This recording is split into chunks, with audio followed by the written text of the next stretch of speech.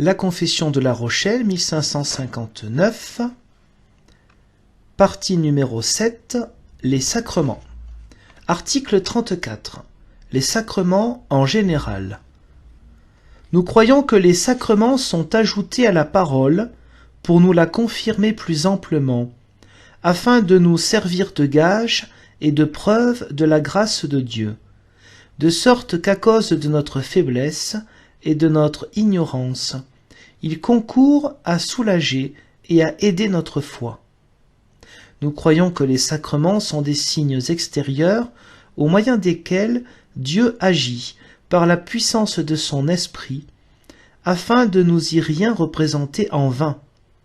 Nous sommes toutefois persuadés que toute la substance et la réalité des sacrements est en Jésus-Christ. Article 35. Le baptême. Nous reconnaissons seulement deux sacrements communs à toute l'Église, le baptême et la Sainte Seine. Le baptême nous est donné en témoignage de notre adoption, parce que nous sommes alors greffés au corps de Christ, afin d'être lavés et nettoyés par son sang, et puis renouvelés par son esprit pour vivre d'une vie sainte. Bien que nous ne recevions qu'une seule fois le baptême, nous affirmons aussi que les bienfaits qui nous y sont présentés s'étendent au cours entier de notre vie, et même à notre mort, en sorte que nous avons une attestation permanente que Jésus-Christ sera toujours notre justice et notre sanctification. Or, quoique le baptême soit un sacrement de foi et de pénitence, néanmoins, parce que Dieu reçoit dans son Église les petits-enfants avec leurs parents, nous disons que, par l'autorité de Jésus-Christ, les petits-enfants engendrés des fidèles doivent être baptisés. Article 36. La Sainte Seine. Nous confessons que la Sainte Seine nous apporte le témoignage de notre unité avec Jésus-Christ. En effet, Christ n'est pas seulement mort et ressuscité une seule fois pour nous, mais il nous repaît et nourrit vraiment aussi de sa chair et de son sang, afin que nous soyons un avec lui et que sa vie nous soit communiquée. Or, bien qu'il soit au ciel jusqu'à ce qu'il en revienne pour juger le monde, nous croyons toutefois qu'il nous nourrit et vivifie, par l'action secrète et incompréhensible de son esprit, de la substance de son corps et de son sang.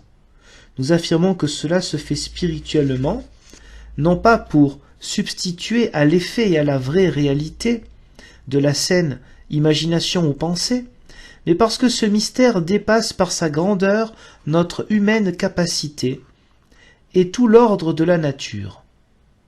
Bref, parce qu'il est céleste, nous estimons qu'il ne peut être saisi que par la foi.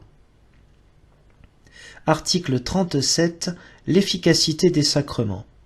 Nous croyons, nous l'avons déjà dit, que dans la Seine comme au baptême, Dieu nous donne réellement et effectivement ce qu'il y représente. C'est pourquoi nous joignons au signe la vraie possession et la jouissance de ce qui nous y est présenté. Ainsi, tous ceux qui apportent à la table sacrée du Christ une pure foi reçoivent vraiment, comme un vase l'eau qui l'emplit. Ce que les signes y attestent, c'est que le corps et le sang de Jésus-Christ ne servent pas moins de nourriture et de breuvage à notre âme que le pain et le vin à notre corps. Article 38. La nécessité des sacrements. Nous affirmons ainsi d'une part que l'eau du baptême, tout en restant un élément caduc, ne laisse pas de nous attester avec vérité la purification intérieure de notre âme par le sang de Jésus-Christ et par l'efficace de son esprit.